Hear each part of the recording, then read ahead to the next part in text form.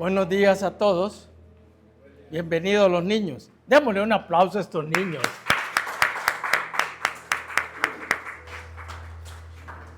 Son tan puntuales que llegaron antes que varios de nosotros.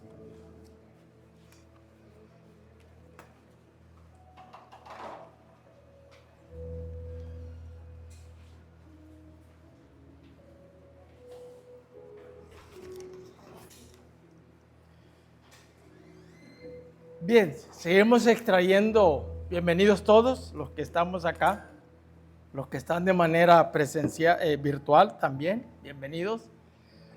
Seguimos sacando lecciones del Evangelio de San Lucas, el único escritor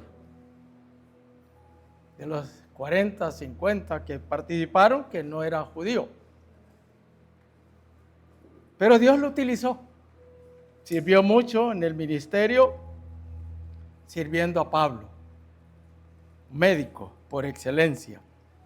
Y nos dejó muchas cosas escritas en su indagación, en su recopilación de datos, y que el Espíritu Santo lo ayudó a escribir.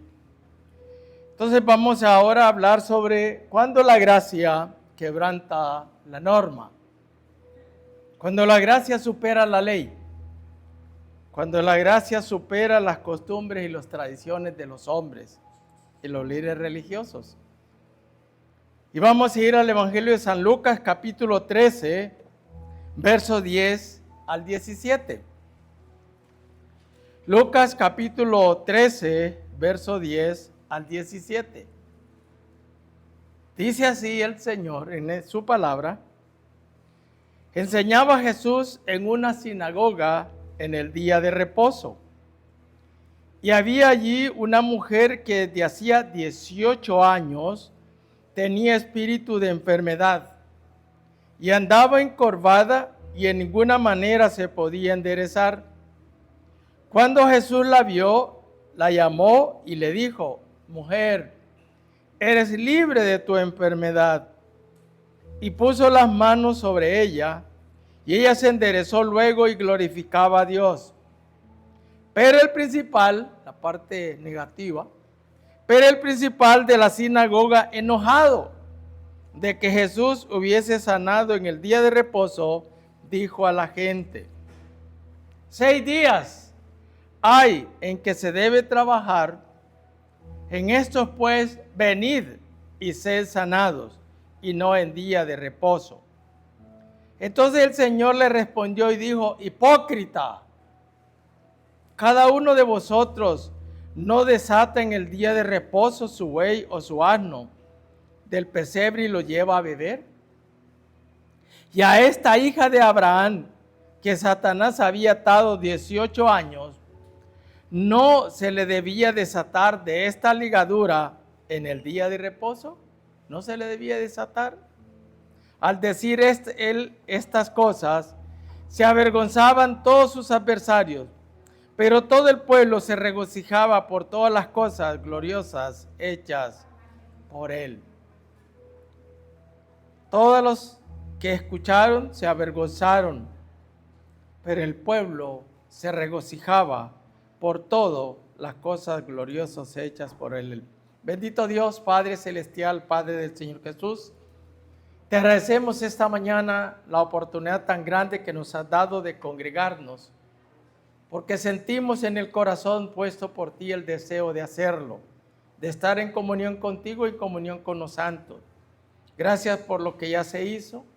Ahora bendice tu palabra, ayúdanos en la exposición de la misma, de tal manera que todos podamos ser edificados en la común fe.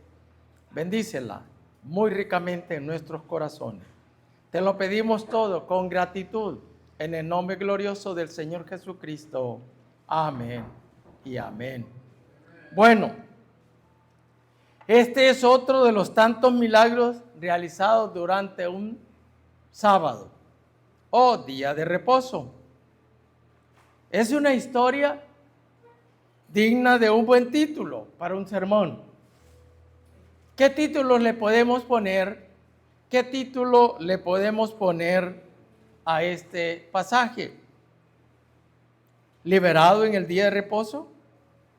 Cuando Jesús desata ataduras, la mujer que quebrantó la ley, de la vergüenza a la alabanza, o quebrantando cadenas en la sinagoga, etcétera, etcétera. Todas son títulos apropiados para este pasaje. Cualquiera de esos títulos le haría justicia a este evento en el cual tuvo como protagonista al Señor Jesucristo, ¿no?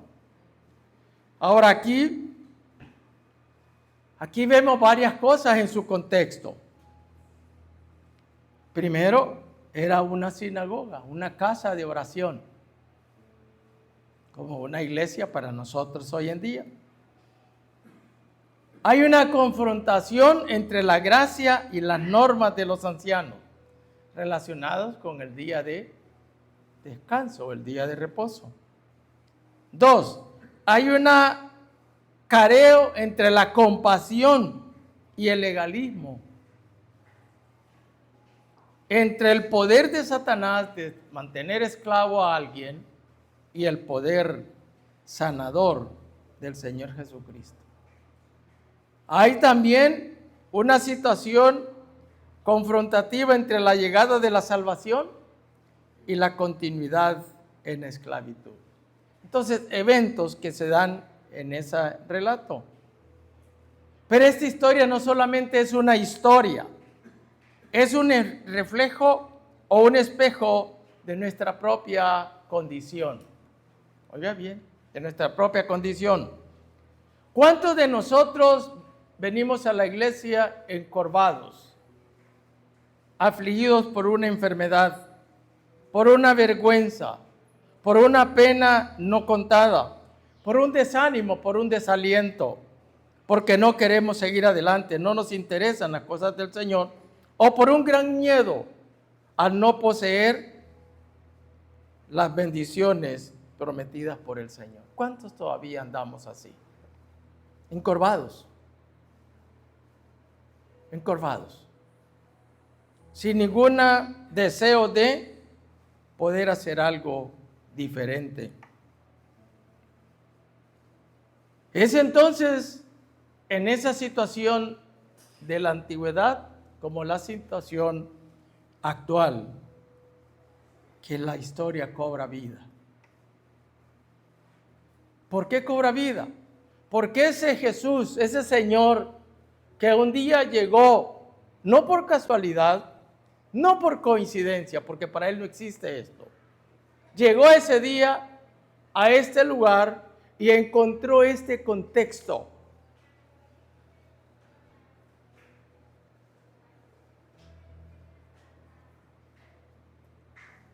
Es el mismo que vio, llamó, sanó.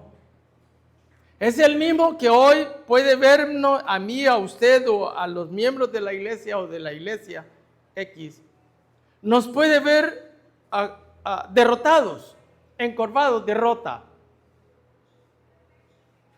Pero que si venimos, nos congregamos, nos conectamos, hay bendición. Hay bendición. Y este relato de esta mujer nos relata, nos dice claramente esa situación, esas aplicaciones. Entonces debemos de considerar la labor de la gracia frente a la atadura de las leyes y costumbres de los hombres. Es una interesante historia, muy interesante. Vamos a comenzar entonces pensando cuál es la condición de quienes viven sin la gracia de Dios. ¿Cuál es la condición? Y vamos a ir viendo el relato y tratando aplicaciones. Primero, el verso 11a. ¿Qué dice el verso 11? Dice, había allí una mujer que desde hace 18 años tenía un espíritu de enfermedad. Una mujer que por 18 años había sido sometida con un espíritu de enfermedad. ¿Sabía el Señor que había alguien con ese problema ahí? Sí. Y por eso fue, sabía. ¿Sabía el Señor que nosotros como iglesia local también tenemos problemas porque estamos encorvados? Sí. Y se necesita que Él nos visite. O le invitemos. Los invitemos. Probablemente esta mujer con esa edad era incapaz de mirar a los ojos a la gente viviendo cada día su propio dolor. Incapaz de ver a la gente con su propio dolor. Pero ahí está ella un sábado durante 18 años.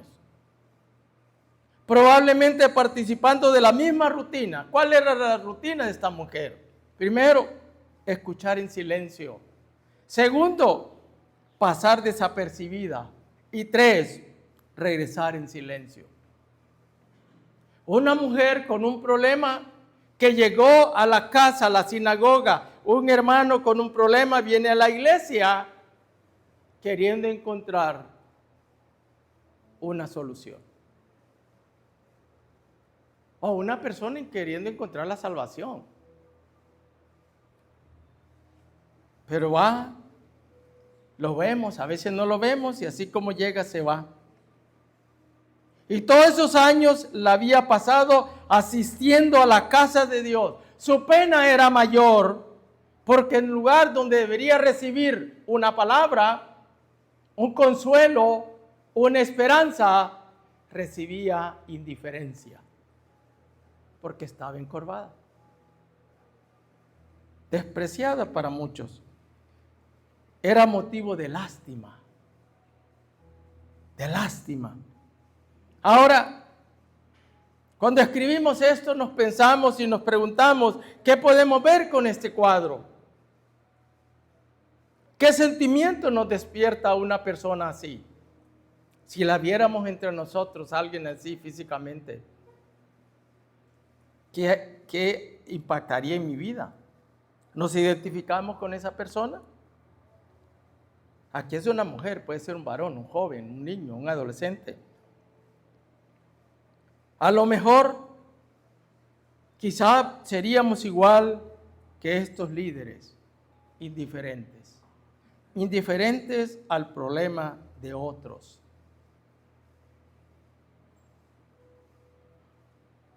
Quizá también esta mujer puede representar a aquellos que viven con sueños truncados. Aquellos que han tenido un sueño que por X situación no han podido lograrlo. Y están sumidos en una vida de derrota, de fracaso tras fracaso. No levantan cabeza. Quizá también puede representar esa persona así, ¿no? O quizá representa la vida de una persona que estando en la casa de Dios siguen vacías y sin propósito. Y esto sí me preocupa. Pensar que alguien esté aquí con una vida vacía y sin propósito. Eso sí es terrible.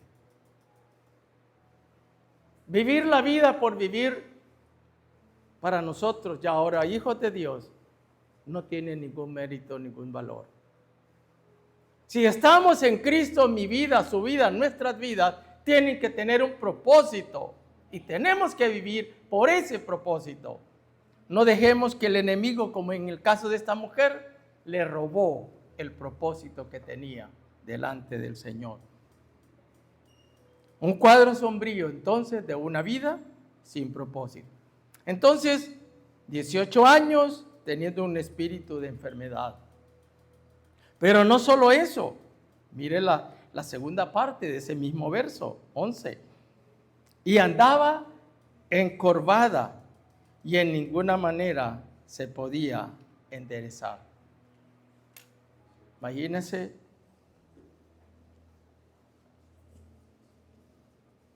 Agáchese usted y trate de ver hacia adelante.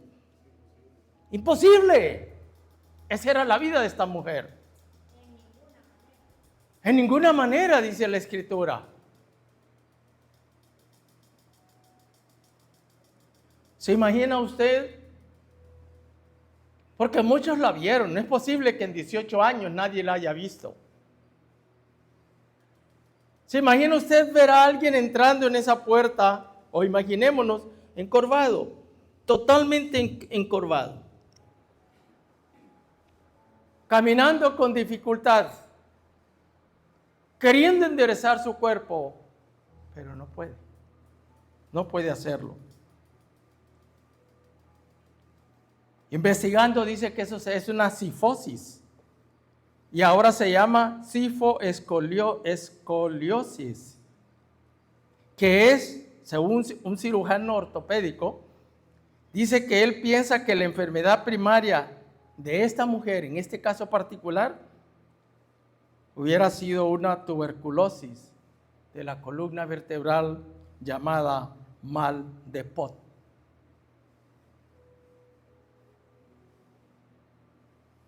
Si usted ve eso ahí, el efecto de la tuberculosis que puede ser sanada mientras está en la sangre, pero una vez que invade la columna, esa bacteria, hijo, o virus, una vez que invade la columna vertebral, no hay marcha atrás, no hay remedio. Entonces ahora, imagínense lo que ahora la ciencia ha investigado de estos casos. Ahora, el dolor, la pena, la vergüenza. A mí me duele mucho últimamente mi codo derecho. Yo ando así, me pongo tantas cosas que me he puesto. Tomo. Es incómodo. Hay cosas que quiero hacer y no las puedo hacer. Ahora imagínense, pero tengo esperanza de... Pero imaginémonos este cuadro. Yo no quiero llevarlos a conmover y a sentir lástima, sino sacar la aplicación de los encorvados. Mirar hacia adelante le era difícil, reiteramos, porque el cuello tiene que compensar esa curvatura. ¿Cómo la compensa? No, es difícil. Es difícil. Entonces dice, de ninguna manera se podía enderezar. No es que no lo hubiera tratado. Yo hago mis manos y trato de hacer algo. Ella lo trató, lo intentó de alguna manera. ¿Sí? Es entendible que al caminar no lo podía hacer con gracia y elegancia como caminan las damas. Imagínense, quizás tiempo atrás, 18 años más atrás, ella llegaba ahí y caminaba con gracia, con elegancia. Imagínense poseer vestidos hermosos y no poderlos lucir ahora. Ahora tienen que modificárselo según la condición de ella. Así es, modificarlo. No podía, no es que estoy hablando de la exaltación, pero no podía, como cualquiera de ustedes, que vienen bien vestidas, bien elegantes, caminando normal, vistiendo lo mejor que tienen. Ella no podía hacer nada de todo esto. Más al contrario, entonces es una vida marcada por la limitación, la exclusión y la falta de esperanza. Y eso la hace más digna de compasión, no del hombre. Aunque se nos dice la palabra que seamos compasivos, por naturaleza no lo somos. No lo somos. Entonces se necesitaba de alguien especial que fuera que sabía de esa situación, no solo la vio, la llamó y la sanó. 3 verbos importantes. La vio, la llamó y la sanó. ¿Qué más quería? Sí, la vio. Ahora, se detuvo. Con esas palabras, él la cataloga como una hija de Abraham. Está catalogándola entonces como una mujer espiritualmente sana, conocedora de la palabra del Señor, temerosa. Y cuando el Señor habla de una hija de Abraham, no está hablando del punto de vista étnico, como aquellos. Tú dices que nosotros somos hijos de Satanás. No, somos hijos de Abraham. No está hablando de eso. Y el Señor, al calificarla como hijo de Abraham, y anticipo en esta parte, es que estaba reconociendo que era una mujer de fe. Estaba comparándolo porque la Biblia habla que Abraham fue un hombre de fe. Entonces, eso es lo que está contrastando el Señor. Que era una mujer que, a pesar de su enfermedad, de su exclusión, de su ignorancia, de la falta de interés de los líderes y de la congregación misma, siempre, nunca dejó de ir al templo. ¿Sí? Dice Raire, mire este comentarista, incluso tiene una Biblia, la Biblia de Raire, dice, textualmente lo leo: nunca olvidemos que nuestros sentimientos hacia los demás días de reposo son pruebas seguras de la situación de nuestras almas. El hombre que no encuentra, me llamó la atención esto, dice él, el hombre, la mujer por obvio, que no encuentra placer en entregarle a Dios un día de la semana, manifiesta que no es adecuado para el cielo. Qué tremendo. El hombre, la mujer que no encuentra placer en entregarle a Dios un día de la semana, manifiesta que no es adecuado para el cielo. Sigue él textualmente. El cielo en sí no es nada más que un día de reposo eterno.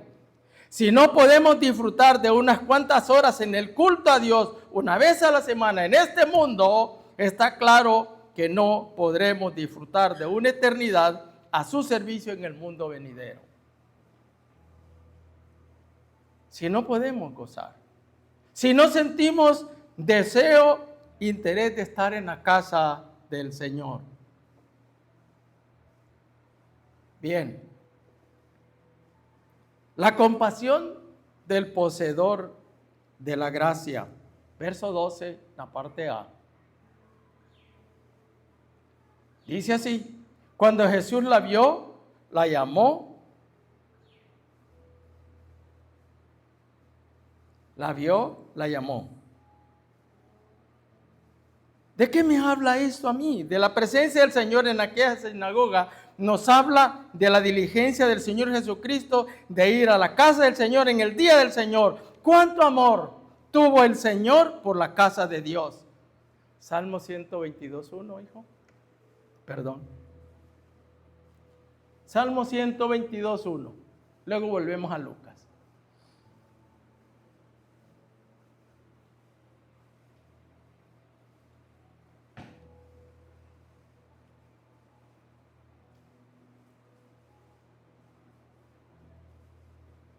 Yo me alegré,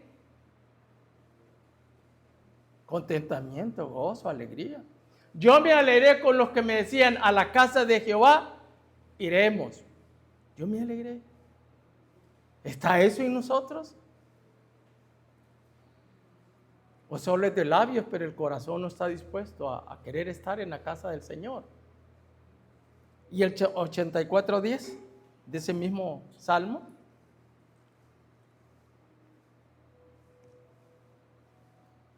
Porque mejor es un día en tus atrios que 1000 fuera de ellos. Mejor estar un día aquí en la casa del Señor que 1000 fuera de ellos. Escogería antes estar a la puerta de la casa de mi Dios que habitar en las moradas de maldad. Que habitar divirtiéndome con el mundo, saludando al mundo, haciendo las cosas del mundo. Entonces, lo más importante de este relato es la presencia de aquel de quien la Biblia dice que vino lleno de gracia y de verdad. Cuando el Señor vio y entró a la sinagoga, vio a la mujer y la llamó. No se dice el nombre, Lucas no pone nombre, porque esa mujer puede representar a todos los encorvados, espiritualmente hablando. ¿Qué fue entonces lo que el Señor hizo? La vio agobiada con una enfermedad del sistema esquelético muscular. Quizá esa mujer hasta podía tener poco peso. ¿Se imagina lo que hacía para comer? Aún para evacuar en sus necesidades. Se imagina el trauma de esta mujer ya en su casa. ¿Quién le ayudaba? ¿Quién la atendía? Él la vio. Quizás muchos que la habían visto tantas veces ni se dieron cuenta de que allí estaba. De que allí estaba. Y no nos pasa a veces eso a nosotros, que no nos damos cuenta quién nos visita, quién está con nosotros, o quién está cerca de nosotros con un problema de salud física y espiritual.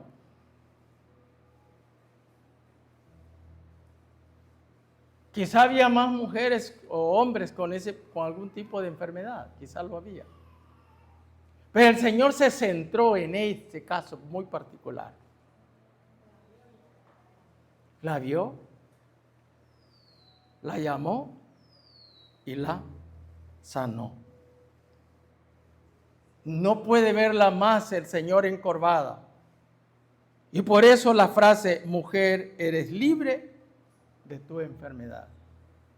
El Señor no puede verme a usted ni a mí todavía encorvados. Quiere que, ¿qué dice Él? Portaos, ¿qué? Varonilmente, erguíos. El Señor no quiere que los hijos así andemos, encorvados.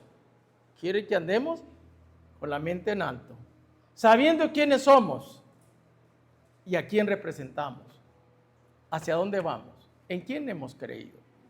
El Señor no nos quiere ver derrotados, sumidos en la desgracia, en la conmiseración de la gente. El Señor nos quiere que pidamos perdón, reconozcamos nuestros pecados si es una vida de pecado y lo volteemos a Él, encontrando en Él la respuesta, la solución a un problema. Al decir mujer, eres libre de tu enfermedad, es un anuncio de liberación. Y este es uno de los tantos ejemplos que habla sobre la liberación de las ataduras satánicas. Y lo dice el Señor. Esta hija de Abraham, que el diablo la tuvo atada por 18 años. Este es un caso de alguien que está dominado por una influencia satánica. Lo hermoso es que ante el anuncio aquella mujer salió alabando a Dios. ¿Por qué? Porque hubo alguien que se interesó en ella, le tuvo compasión, le tuvo misericordia, la amó y no quiso que siguiera atada a esa triste enfermedad. ¿Qué aplicación puedo sacar aquí? ¿Por qué no en este momento decir, Señor, ayúdame a este problema que tengo? Este problema de salud, este problema de crisis en mi matrimonio, este problema en mi trabajo, este problema que me agobia por esto, por aquello, una crisis financiera, un problema emocional. Señor, estoy encorvado como esta mujer. Señor, no tengo motivación de congregarme. Señor, no tengo deseos de participar, de ejercer un ministerio. Decírselo. Señor, ya no quiero seguir esa vida que estoy llevando, que no me bendice, que no me ayuda. Es el momento entonces de venir a Él, pedir perdón. La vio, la llamó. Algo más importante todavía, el verso 13 en la parte A. Y dice, y puso las manos sobre ella. Y ella se enderezó. ¿Qué manos? ¡Qué preciosas manos! No fueron cualquiera manos, fueron aquellas manos que hizo el universo, fueron aquellas manos que resucitó muertos, aquella mano que devolvió la vista a los ciegos, aquella mano que hizo que los paralíticos, los cojos, caminaran. Fueron esas preciosas manos que tiempo más tarde, más después de este evento, iban a ser colocados en un madero traspasado por clavos. Fueron esas manos preciosas, esas manos que multiplicaron los peces y el pan. Historias que usted la puede encontrar en Lucas 17, 11 al 19, en Marcos 10, 46, 52, Mateo 14, 13 al 21. Quizá otras manos pudieron haberla tocado esta mujer, pero no fueron manos compasivas, no fueron manos con poder, manos llenas de gracia, que no le importó lo que en ese momento prevalecía, la ley y las costumbres de los hombres. Manos preciosas, como cantamos, manos, unas manos carmesí, manos que obraron al instante, puso sobre él. El Mesías, el que vino a Israel, pero que Israel no le recibió. Puso las manos sobre muchos enfermos. Y fíjese que es bien notorio. Hay muchos ejemplos de milagros del Señor que fueron por la voz, hablado. Pocos, como este es uno, fue que el Señor tocó. Como el caso de aquel que hizo lodo y untó con saliva y le puso, y ve a lavarte el estanque de Siloé. Pocos. Y esto me hace pensar, voy a hacer un comentario lo más ético que me sea posible. Pero ¿cuántos charlatanes y curanderos tenemos en las iglesias hoy en día? Ofreciendo sanidad. Y algunos lo ofrecen por dinero, si da esto, tiene esta sanidad. Y esas personas son apoyadas para levantarse, para caminar, y muchas de ellas ni siquiera han llegado fuera del patio de la iglesia y se derrumbó. Charlatanes que hay. Pero el Señor Jesucristo no es uno de estos.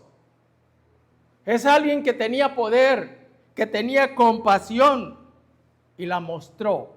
No solo la vio, lo exteriorizó, sino que lo mostró. Fue algo palpable. Y eso puede hacer en usted y en mí hoy en día. Él no es un charlatán más.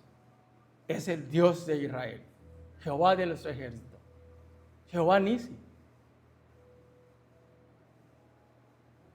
Es el que dijo, yo soy el que soy. Ahora, veamos la obstinación de quienes rechazan la gracia. Verso 14, en la parte B del verso 14. La parte negativa del relato. Donde está este principal de la sinagoga que dice, 6 días hay en que se debe trabajar. En estos puedes venir y ser sanados, y no en día de reposo. Qué triste las palabras de este hombre principal ante lo que había ocurrido. Hay en él una profunda amargura, un resentimiento, un enojo, una frustración y un total sarcasmo tan detestable destacable como indeseable.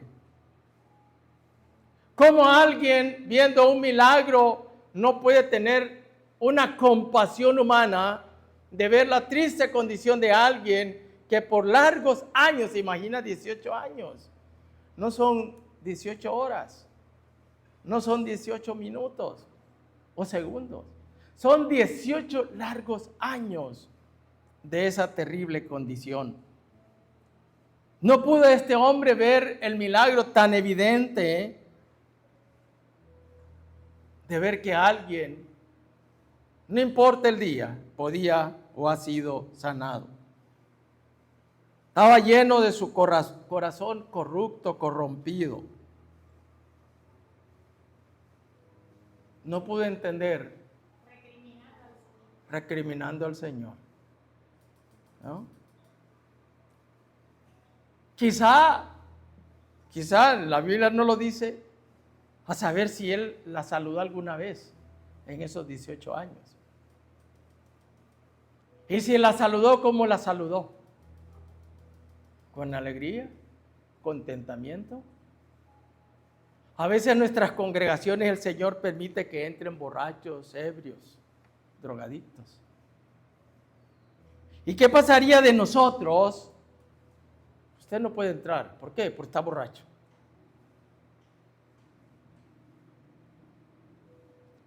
Si así fuera, no tendríamos el himno. ¿Cuál es? El que dice, a mis pies el infierno se abrió.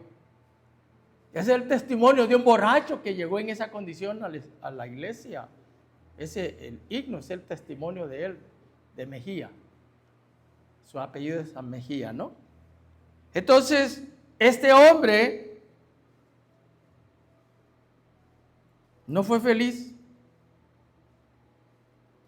Era un hombre más preocupado por obedecer la ley, la Misná, como dicen ellos, la Torá, más que la prueba de amor de ver un milagro hecho realidad. 6 días hay. Ahora, ¿usted cree que el hombre se molestó por el día sábado en sí? Su corazón estaba tan corrompido, tan deseando cumplir según él la ley. No lo dice la Escritura, pero pensemos, ¿qué tal si el milagro hubiese sido otro día que no hubiera sido sábado? ¿Ustedes creen que hubiera reaccionado diferente? Probablemente que no. Probablemente que no. Porque era un rechazo no solo al día, sino a la persona que estaba obrando el milagro. Recuerde el rechazo de ellos hacia su Mesías. Con autoridad. Con autoridad. Y lo demostró. Fíjese que la respuesta, ¿cuál es la respuesta del Señor? Verso 15. Entonces el Señor le respondió y le dijo, hipócrita. Mire la palabra que utilizó el Señor. Una palabra que el Señor utilizó por el supuesto celo religioso que ellos tenían, pero que en realidad era por su propia dignidad y oficio y no para la gloria de Dios. Fíjese que en el Evangelio de Mateo, usted lo puede leer en su casa, en su capítulo 23, 7 veces el Señor le llama hipócritas a estos líderes religiosos. Hipócrita es alguien que actúa con hipocresía, un fingimiento de cualidades o sentimientos contrarios a lo que verdaderamente tienen o experimentan. Es hablar lo contrario a lo que sentimos. Es disfrazar el odio con una frase muy religiosa. La ley. Por eso es el título, es decir, aquí hubo un quebrantamiento de la ley, la gracia prevaleció. Si el Señor hubiera hecho caso de la ley, si hubiera seguido la ley, las costumbres y las tradiciones de ellos, no hubiera sanado a esta mujer, hubiera seguido hasta el día de su muerte. Hasta el día de su muerte, ¿verdad? Ese hubiera sido el triste final. Y el Señor les dice, hipócritas. Dime, perdón Mario, dime.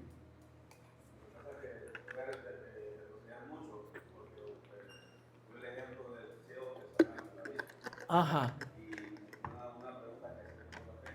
Sí. Y es, no sé si es en ese mismo pasaje de la Biblia que habla de que el Señor quiso sanar a un ciego, pero no lograba ver bien el ciego, hasta que después le volvió a tocar los ojos y lo sanó. Entonces, sé que el Señor, si va a sanar a alguien, va a ser completo, no lo va a hacer en fases, pero ¿qué enseñanza fue usted, o qué percibe de esa parte? O sea, ¿cómo lo puede explicar? Pues, porque yo, la verdad que me ha costado entenderlo desde mi punto de vista. ¿Por qué hizo doble ¿Por qué no lo sanó de una sola vez?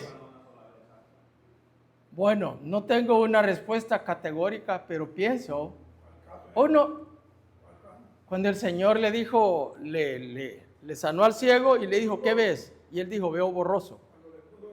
Sí, que dijo, ¿qué ves? Veo algo borroso. Entonces lo volvía otra vez y dijo, hoy sí ya veo. Ese es lo que dice Mario, que ¿por qué no lo sanó, como en este caso, una sola vez? ¿Por qué tuvo esa? Bueno, Dios es soberano, tenemos que respetar la soberanía del Señor. Probablemente, sí, probablemente era para cimentar su fe, su confianza. Probablemente, Mario, no tengo una respuesta de decirte es así, solo pues Dios es soberano. Porque hay cosas que, hay un libro precioso, pero no sé dónde lo tengo, del doctor James Dobson. ¿Cómo es? Las cosas, cuando Dios permite que sucedan cosas que no logramos entender, algo así, es algo así el libro. Es decir, por ejemplo, ¿por qué el ministerio de Juan solo duró 6 meses? ¿Por qué Esteban poco tiempo y murió? ¿Por qué no sanó a Pablo, por ejemplo? O sea, en todos esos casos siempre hay un propósito de Dios. Por ejemplo, ¿qué impactó en la vida de la muerte de Esteban? La conversión de Saulo. Saulo vio. ¿Perdón?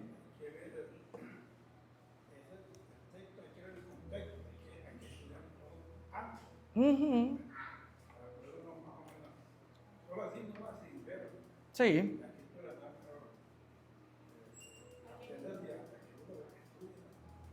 Sí. Sí, claro. Sí. ¿De qué? Hay cosas que no podemos explicar a nosotros, pero podemos correr a Dios, orarle y Él también nos puede revelar lo que queremos entender también. Sí. Ese es el caso para Mario también. Él tiene esa pregunta dentro de él. También él puede como aferrarse a Dios y orarle a Dios que le revele también. Hay cosas que solo va a ser para uno. También. Y eso puede ser también. O sea,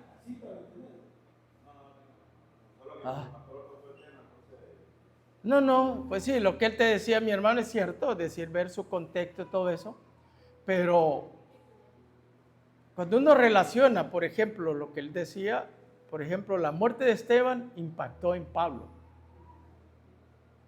Eso le marcó y Dios permitió que pasara eso en un hombre profundamente, era un doctor de la ley, instruido a los pies de Gamaliel, o sea, no era cualquier persona.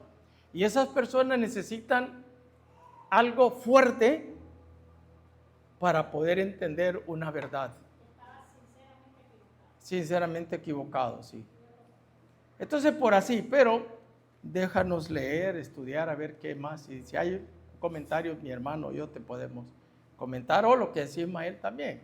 Decir, Señor, no entiendo esto. ¿Qué significa esto? No lo logro entender. No lo logro entender. Como aquellos que oran por señales y tenía en mente una ilustración. Y él tenía en mente suicidarse.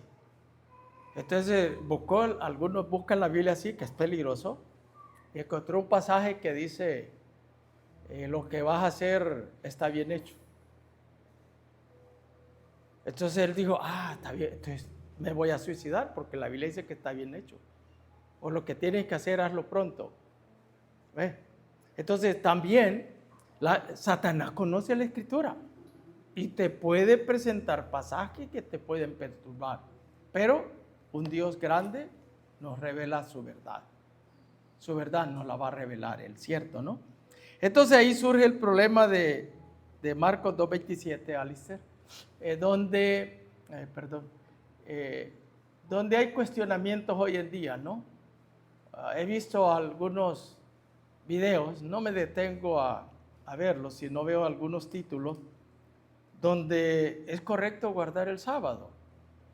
Hay muchos grupos de personas que alegan, que asumen que debemos de guardar el sábado. Sin saber, como dice Marcos 2:27, el día de reposo fue hecho por causa del hombre y no el hombre por causa del día de reposo.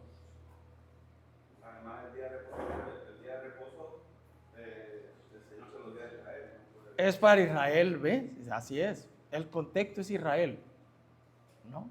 Entonces, ¿y qué pasaría si yo guardo el día de reposo? Bueno, si lo quieres guardar, guárdalo. Pero te voy a llevar a Santiago. Usted dice que si cumplimos la ley, pero si quebrantamos un mandamiento, nos hacemos culpables de todo. Entonces yo le digo a alguien, y el día que usted no guardes el día de reposo, ¿qué va a pasar? O que mienta, ¿qué va a pasar entonces? Entonces hay ciertas cosas que hay que entender para qué son. Por ejemplo, el Antiguo Testamento no podemos sacar doctrina. La doctrina está en las epístolas, ni aun en los evangelios. Pero sí podemos sacar aplicaciones de esas historias, porque la Biblia dice, hay un versículo que lo respalda, que las cosas se han escrito para que sirvan de ejemplo a nosotros. ¿Por qué fracasó Israel? Por la dureza de su corazón. Estamos ahorita en nuestro devocional en 1 Samuel, estamos en el caso de Saúl. ¿Por qué fracasó Saúl? Primero, Dios no lo escogió, fue el pueblo. Esa es la primera verdad. La segunda verdad es que fue desobediente. Dios le dijo, haz esto, mata a Amalek y a todos, hombres, mujeres, niños, ves todo. ¿Y él lo hizo? No. Entonces Dios lo ve. Entonces, ¿qué aplicación tengo yo de esa historia? Mis desobediencias me van a pasar factura hoy en día. Si usted, si tú, yo y todos somos desobedientes al mandato, nos va a pasar factura. Porque muchos están débiles, dice, hablando de la cena del Señor. Porque estamos viviendo una vida de pecado, una vida doble. Cosas así por el estilo, ¿no? Pero voy a terminar. Entonces, este hombre le responde y le dice, verso 16, y a esta hija de Abraham que Satanás había atado 18 años, no se le debía desatar de 13:16, no se le debía desatar de esta ligadura en el día de reposo. El Señor no le importaba el día. No despectivo, por favor, no quiero una mala interpretación. Lo que a él le importaba era una mujer con un problema, con una necesidad que había que resolverlo ya. Por eso hace el contraste. Ustedes son hipócritas, Cuando tu bestia, tu burro, tu asno quiere agua, ¿qué haces? ¿Lo dejas morirse? No, dice, lo desatas y lo llevas. Ay, la ley que dice que no hay que hacer nada. Entonces, ¿cómo es que ese es cuando decimos tenemos doble medida? Medimos aquí con esto y aquí queremos medir de otra manera. No, si mides aquí, mídelo acá también. ¿Qué es lo que debía de haber sido ellos? No, bueno, sí es cierto. ¿Qué es más importante, un animal o un ser humano? El ser humano. Eso no significa que no tengamos cuidado de las bestias, de los animales, ¿no? Entonces, al final, la adoración de quienes aceptan la gracia, verso 17. Al decir él estas cosas, mire ahí otra reacción ahí. Dos cosas sucedieron ahí. Cuando le habla a él, les dice hipócritas, les dice lo de la hija de Abraham. Dice al decir verso 17, se avergonzaban todos sus adversarios, pero todo el pueblo se regocijaba. Que este debía ser el título final. La gracia quebrantó la ley. La gracia predominó más que lo que estaba escrito. Y el Señor lo dijo en un momento: quebranten la ley, no cumplan la ley. Solo que hay cosas que trascienden una necesidad y Dios ve el interior del ser humano con una necesidad. Y eso es lo que Él resolvió, ¿no? Salieron avergonzados por la hipocresía que los dominaba. Quedaron enfurecidos. ¿Enfurecidos por qué? Porque aborrecían la verdad y la luz. ¿Qué dice Juan 3, 19, 20? ¿Por qué vino la condenación? Amaba más las tinieblas que la luz. Y porque la luz, ¿qué hace la luz? Descubre cualquier cosa. En mi bodega tenía un foco de X voltaje y era oscuro. Dije yo, voy a poner otro foco. Pero dije, no, ¿por qué no si pongo uno de mayor voltaje? No necesité hacer otra instalación. Si no cambié el foco, puse otro voltaje y ahora veo claro. Veo todo, hasta el último pedazo de la bodega. ¿Sí? Eso hace la luz. Entonces la gente como ellos no amaban la luz porque sus obras eran malas. Entonces, ¿cuántas veces usted y yo no queremos venir al culto? ¿Cuántas veces no hemos venido con problemas físicos o de salud, verdad? O decaimientos. Y ya puesto acá se nos olvida. Y después decimos gracias a Dios por haber ido. Lo encorvado, que son cargas que nos agobian, tenemos que ponerlas en las manos del Señor. ¿Qué dice Mateo 11, 28 al 30?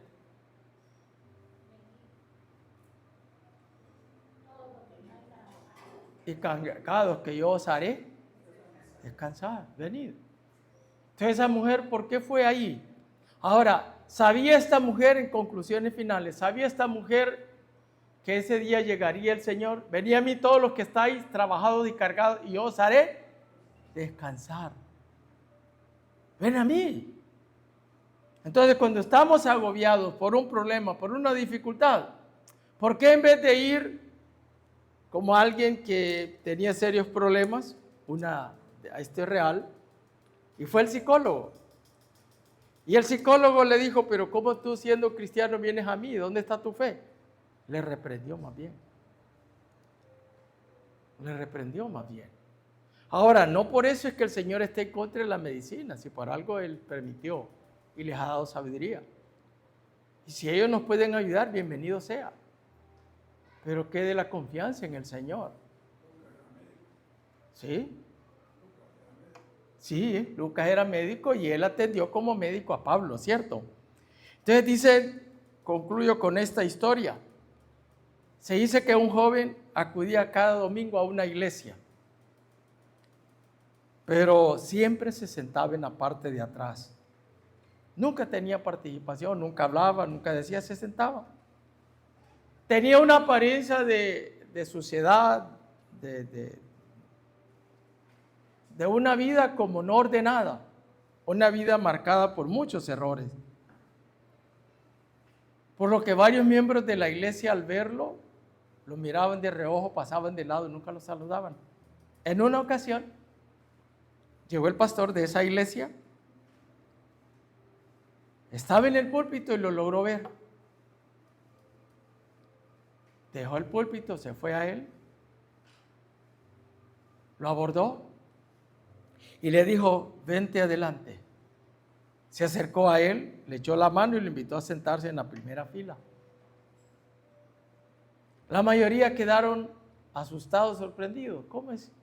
Si nosotros casi no, tiene mal olor, está sucio, está el pelo así, parece a ver qué. Y él se atreve a irlo a saludar y ponerlo enfrente. Todos se asustaron. Y como siempre, todos murmuraron. Ahí terminó el mensaje. No predicó más. Ahí terminó, concluyó la reunión. ¿Qué mensaje, verdad? ¿Qué les dio a entender? ¿Cuál fue el mensaje? No hubo palabras, no hubo expresiones, no hubo nada. Solo hubo una acción. Aquel hombre estaba encorvado. Sentía la necesidad. Estaba limitado. Quizás sentía vergüenza, quizás sentía, a saber qué cosa sentía. Y en esa triste condición se quedaba atrás. Para ver si alguien se interesaba en él, se acercaba a él a saludarlo, a decirle algo, pero nadie lo hizo. Hasta que el líder de esa iglesia, al ver ese cuadro, se paró, lo invitó al frente. ¿Qué lección? ¿Será que a veces así querrá el Señor? Diga. Probablemente aquel hombre, adiós, aquel hombre religioso quizá estaba más encorvado que la mujer. Y siguió encorvado. Su escasa visión de misericordia, de compasión y su extremado legalismo no le permitió ver la necesidad de aquella persona. Pero hoy tenemos un Dios que nos conoce, que sabe todo de nosotros, que sí sabe.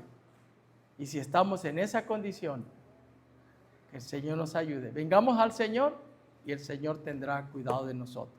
La gracia prevalece sobre la ley, sobre las costumbres y las tradiciones de los hombres. Que el Señor nos bendiga.